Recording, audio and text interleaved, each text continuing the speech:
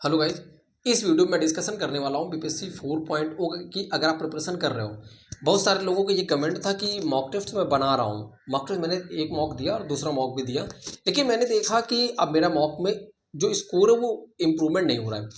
मैं इस वीडियो में डिस्कशन करने वाला हूँ कि मॉक टेस्ट के एनालिसिस कैसे करते हैं, और दूसरी चीज़ आपको डिस्कशन करने वाला हूँ कि मॉक टेस्ट में अगर आप एनालिसिस कर लिया तो स्कोर अगले मॉक में क्यों नहीं बढ़ रहा है। दो चीज़ों को डिस्कशन करूँगा। सबसे पहला तरीका ये होना चाहिए, मॉक टेस्ट देते कैसे हैं। अगर आप किसी प्लेटफॉर्म पे मॉक टेस्ट दे रहे हो, चाहे ऑनलाइन दे रहे हो चाहे ऑफलाइन दे रहे हो, ट्राई करो कि जितनी देर का मॉक है उतनी देर ही समय दो। मैं हमेशा इस बात को बल देता हूँ। क्यों? क्योंकि हम क्या करते हैं जल्दबाजी में 3-2.5 घंटा का मॉक है, हम 2 घंटे में सबमिट कर दे रहे हैं, हम 1.5 घंटे में सबमिट कर दे रहे हैं। आप चीज़ों को पूरा टाइम दो। 2 घंटे का मॉक है 2 घंटे दो, 2.5 घंटे का मॉक है 2.5 घंटे दो। टाइम लगा के तो लेकिन सोच विच, क्योंकि एग्जाम में तो यही करते हैं ना, जो क्वेश्चन नहीं हो सकता है कि लास्ट हम 10 मिनट भी एक क्वेश्चन दे डालते हैं, कोई बड़ी बात नहीं है। हो सकता है 5 मिनट दे डालते हैं, 2 क्वेश्चन बचे होते हैं। तो मेरे कहने का मतलब ये कि अगर आप एक एक मार्क्स इंक्रीज करो, आपके अंदर एक अलग लेवल का कॉन्फिडेंस आएगा। और ट्राई करो कि आप मॉक टेस्ट में अच्छा कर जाओ। जिन लोगों को मॉक टेस्ट में अच्छा परफॉर्मेंस होता है, हमेशा आप देखोगे कि उनका एग्जामिनेशन हॉल में भी अच्छा ही परफॉर्मेंस होता है, चाहे जितना भी वो। तो सबसे बड़ी चीज़ है कि एनालिसिस कैसे करना है। मैंने बता दिया कि मॉक टेस्ट कैसे देना है, कहाँ से देना है, और सबसे बेस्ट तरीका टेक्स्ट बुक से आप जाकर के दो। मैं किसी चीज़ का प्रमोशन नहीं कर रहा हूँ, लेकिन मैंने देखा है कि ऑनलाइन मॉक टेस्ट देने का अपने एक फ़ायदा है। सबसे बड़ी चीज़ होती है, एक बार आप 300-400 रुपये लगा करके मॉक टेस्ट परचेज कर लो, और परचेज करने के बाद किसी की परीक्षा, देखो हम लोग स्टूडेंट होते हैं, स्टूडेंट कोई ना कोई एग्जाम लगता ही रहता है। ऐसा नहीं कि हम किसी एक एग्जाम के भरोसे बैठे होते हैं, कोई ना कोई एग्जाम आता रहता है। तो आप उसका एग्जाम पे, जिसका एग्जाम आया उसका टेस्ट लगा लो। अब ऑनलाइन एग्जाम देने का एक प्रॉफिट और भी है, यहाँ पे सेक्शन मॉक आपको मिल जाते हैं, चैप्टर के मॉक मिल जाते हैं, सब्जेक्ट वाइज मॉक मिल जाते हैं, ओवरऑल मॉक मिल जाते हैं। और इनको देने के बाद आपके अंदर पता चल जाता है कि मेरा स्कोर कितना जा रहा है। अगर मेरा स्कोर 80 जा रहा है 120 में, और लोग कितना जा रहा है, मेरी रैंक कितनी जा रही है, एवरेज मार्क्स कितना है, कट ऑफ कितनी, वो सब चीज़ें जब क्लियर होती है ना, तो आपके अंदर एक अलग लेवल का कॉन्फिडेंस देखने को मिलता है। अब सवाल उठता है कि प्रांशु भाई प्रैक्टिस कैसे करें। प्रैक्टिस के साथ साथ हम अपने मार्क्स को इम्प्रूवमेंट कैसे देखने को मिले, इन द सेंस कि एनालिसिस कैसे करें। मान लीजिए आपने 120 क्वेश्चन थे, 150 क्वेश्चन थे, 30 वो तो क्वालिफाइंग था, तो 120 क्वेश्चन की बात करता हूँ। 120 में आप देखो कि क्योंकि 15-16 क्वेश्चन होते हैं आपके मॉडर्न हिस्ट्री के, 15-16 क्वेश्चन जियोग्राफी के होते हैं, 15-16 क्वेश्चन रीजनिंग के, 15-16 क्वेश्चन आपको मैथ के देखने को मिलते हैं। सबसे जो खास बात होती है, जो मार्क्स इंप्रूवमेंट देता है, वो देता है मैथ और रीजनिंग। मैथ और रीजनिंग के चैप्टर फिक्स हैं। देखो कि कौन कौन चैप्टर आपके वीक हैं। जो चैप्टर आपके वीक हैं उन पे आप काम करो। मान लीजिए कि मैथ में 16 क्वेश्चन है, खासकर गर्ल्स की मैथ वीक होती है। मैं कंपेयर नहीं कर रहा हूँ किसी जेंडर को, लेकिन जनरली ये देखा गया है बॉयज़ की बहुत सारों की वीक होती है। मान लो मैथ में मेरा 16 क्वेश्चन, मेरे 10 क्वेश्चन सही है, 6 क्वेश्चन मैंने तुक्का लगाया था, 2 क्वेश्चन जिसमें सही हो गया, 4 क्वेश्चन गलत होता है। अब आपको 6 का 6 क्वेश्चन पे काम करना है। कुछ लोग 4 पे काम कर रहे हैं, 6 पे काम करना है, क्योंकि तुक्का आपने मारा था।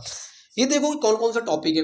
मान लीजिए नंबर सिस्टम है, तो नंबर सिस्टम की जाकर किसी टीचर के आराम से 5-6-7 वीडियो, 8 वीडियो, जितनी भी वीडियो जिस भी टीचर की समझ में, बहुत सारे मैथ के टीचर हैं, आप उनकी जाकर वीडियो विजिट कर लो। अब कौन कौन सा टीचर है सर्च करो, नंबर टॉपिक को डाल दो, उसके बाद देखो किस टीचर की आपको समझ में आती है। मैथ ओवरऑल वही है, चाहे एसएससी की हो चाहे आपके टीचिंग एग्जाम हो, सबकी मैथ वही है, उसमें मैथ नहीं बदल जाती है।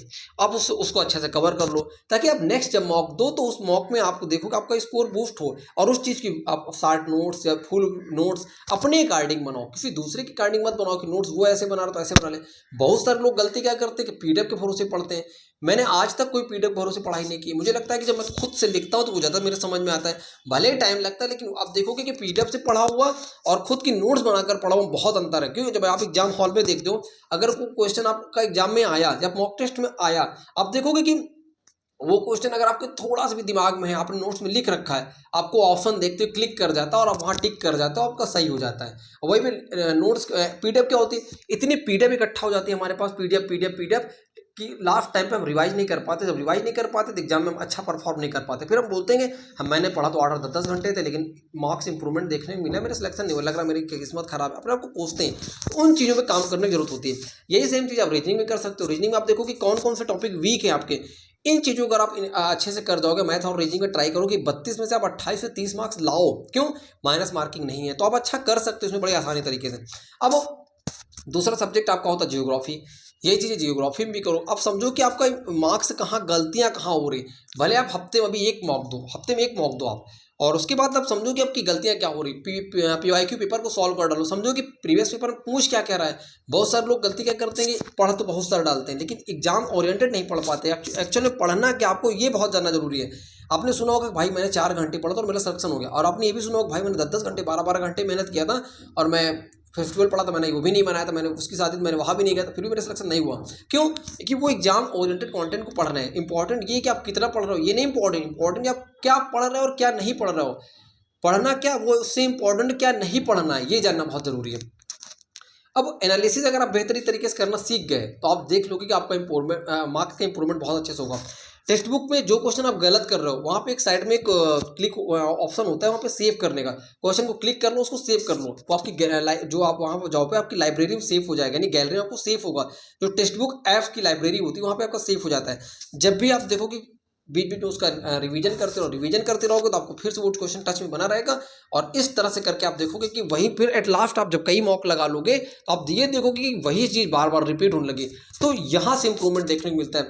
बहुत सारे मॉक टेस्ट मैंने अपना स्कोर शेयर भी किया था, आप जाकर के शॉर्ट वीडियो मेरे देख सकते हो। मेरा स्कोर 92 तक गया था 120 में, अपने आप में एक सफिशिएंट होता है। मैं ये नहीं कह रहा बहुत बड़ा ज़्यादा है लेकिन अपने आप में सफिशिएंट होता है। मेरी रैंक 4-4, 500 में गई यूपीएससी तैयारी में, मॉक टेस्ट में, टेक्स्ट बुक में। तो इस तरह अपने रैंक को बढ़ाओ इस टेक्स्ट बुक में और इस मॉक में। ऑफलाइन, बहुत से लोग को सवाल होगा क्या ऑफलाइन मॉक नहीं देना चाहिए? बिल्कुल देना चाहिए, आप दो, ऑफलाइन दो, ऑनलाइन में कहीं से मॉक दो, आपका स्कोर अच्छा आना चाहिए। अपनी गलतियों को समझना है, क्योंकि अब कुछ लोग कहेंगे प्रांशु भाई एग्जाम तो ऑफलाइन होना है लेकिन ऑनलाइन मॉक क्यों दें? मैं कहता हूं अगर आपकी ऑफ हैबिचुअल नहीं हो, बहुत सारे लोगों की हैबिचुअल नहीं होते हैं कि मॉक टेस्ट में कैसे देना है या फिर OMR कैसे भरना है, तो आप 2-4 मॉक लगा लो ऑफलाइन के, आपकी एक आदत डेवलप हो जाए कैसे चीज़ों को सॉल्व करते हैं, वहाँ पे कैसे करते हैं। इन चीज़ों को अगर आप करोगे तो आप देखोगे आपके अंदर एक अच्छा इंप्रूवमेंट देखने को मिलेगा। और चैनल पे नए तो सब्सक्राइब जरूर कर लो। वीडियो आप लोग देखते हैं उसके लिए धन्यवाद, लेकिन आप चैनल को सब्सक्राइब नहीं करते मेरे भाई, प्लीज़ सब्सक्राइब करो। और thank you watching for my video.